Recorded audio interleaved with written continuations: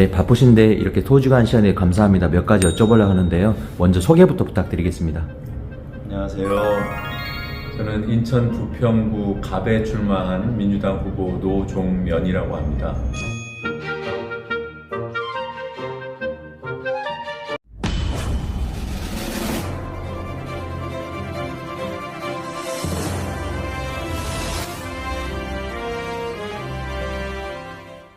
네, 바쁘신데 이렇게 소중한 시간에 감사합니다. 몇 가지 여쭤보려고 하는데요. 먼저 소개부터 부탁드리겠습니다.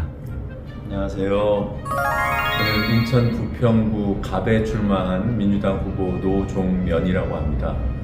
부평에서 나고 자란 부평사람 노종면입니다. YTN 앵커를 했고요. 그리고 돌발 영상을 만든 그런 이력이 있습니다. 네, 감사합니다. 이번에 출마하게 된 동기 그런 것 좀 한번 여쭤보겠습니다.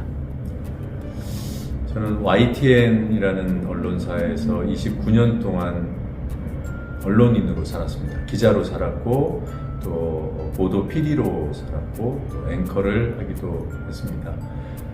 내내 저를 언론인으로 붙들어 맸던 것은 언론의 발전, 언론의 변화, 언론 개혁에 대한 목표의식 때문이었는데 윤석열 정권 들어서서는 언론 개혁이 언론인의 힘만으로는 불가능하다는 판단을 내리게 됐고요.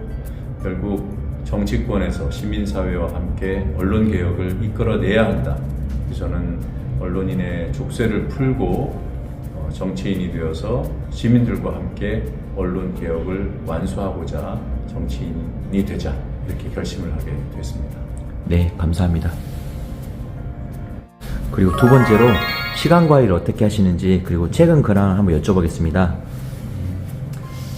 이 선거 전에 뛰어든 뒤로 시간 관리라는 것이 얼마나 중요한지 뼈저리게 느끼고 있습니다. 제가 아침 한 새벽 5시쯤 일어나서 준비하고 이제 출근 인사부터 하루를 시작하고요. 집에 돌아오면 밤 11시 정도 됩니다. 들어와서 씻고 SNS에 하루를 정리하는 그런 게시물을 올리고 나면 12시 반에서 새벽 1시 정도가 되는데 그 사이 시간들 한 18시간, 20시간 가까운 시간을 30분 단위로 심하게는 10분 단위로 쪼개서 써야 되잖아요. 네, 저를 이렇게 지원해주는 팀이 붙어서 그 일정을 짜주고 그 일정대로 그저 묵묵히 시키는 대로 따라하는 것, 이게 저의 유일한 시간 관리 비법입니다. 네, 감사합니다. 그리고 세 번째로 홍보 마케팅이 중요한데 홍보를 어떻게 하실 계획이고 또 앞으로 이제 공약이라든지 비전 한번 말씀 부탁드리겠습니다. 결국 국회의원 후보들의 경쟁력은 어떤 홍보 기법 이런 것으로 결정되는 것이 아니라 공약의 수준, 공약의 어떤 탄탄함 이런 것이라고 굳게 믿고 있어요. 근데 홍보 기법은 그런 것을 만들어 놓고도 제대로 알리지 못했을 때 어떤 뭐라고 할까요? 억울하게 표를 얻지 못하는 그런 경우가 생기기 때문에 그 억울함을 피하기 위해서 홍보 기법도 필요하다고 생각합니다. 저는 좋은 공약을 내실 있게 만들되 그걸 쉽게 풀어서 우리 여러 유권자들과 공유할 수 있도록 하는 것, 이게 홍보의 중요한 포인트라고 생각합니다. 그래서 다양한 채널들, 인스타그램, 페이스북, 유튜브, 그리고 또 트위터 X 이런 다양한 플랫폼을 통해서 유권자들에게 적극적으로 다가가는 그런 노력을 지속적으로 하고 있습니다. 지금까지는 저희가 이제 만들어서 여러분께 제시하는 이런 선거와 관련된 콘텐츠가 후보는 이런 사람이야. 후보는 이러한 진정성이 있어. 이런 어떻게 보면은 감성에 호소하거나 이미지 마케팅에 치중했다면 앞으로는 정책을 담을 생각입니다. 부평은 캠프 마켓이라는 커다란 도전에 직면해 있어요. 그건 저는 도전이라고 표현했습니다만 부평이 도약할 수 있는 중요한 계기가 될 수도 있다고 생각합니다. 이 캠프 마켓을 둘러싸고 일어나고 있는 오랜 갈등들, 이해 대립, 이걸 이번 선거를 통해서 풀어내는 계기를 찾아야 된다. 실마리를 찾아야 된다. 이건 어떻게 보면 캠프마켓을 이렇게 만드는 게 좋아. 아니야, 이렇게 만드는 게 좋아. 어떤 플랜을 확정하는 것보다 훨씬 더 중요할 수 있다고 봅니다. 그런 과정에서 노정면 캠프는 갈등을 해소하는 방법을 공약으로 제시할 생각입니다.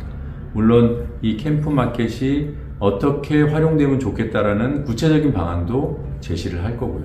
거기에서 노정면의 경쟁력, 노정면 캠프의 경쟁력을 확인할 수 있을 거라고 생각합니다.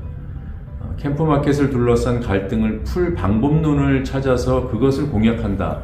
사실 어떤 사안을 해결하는 절차를 공약하는 것이 생소할 수 있습니다. 저도 그렇게 인정해요. 그런 전례를 저는 알지 못해요.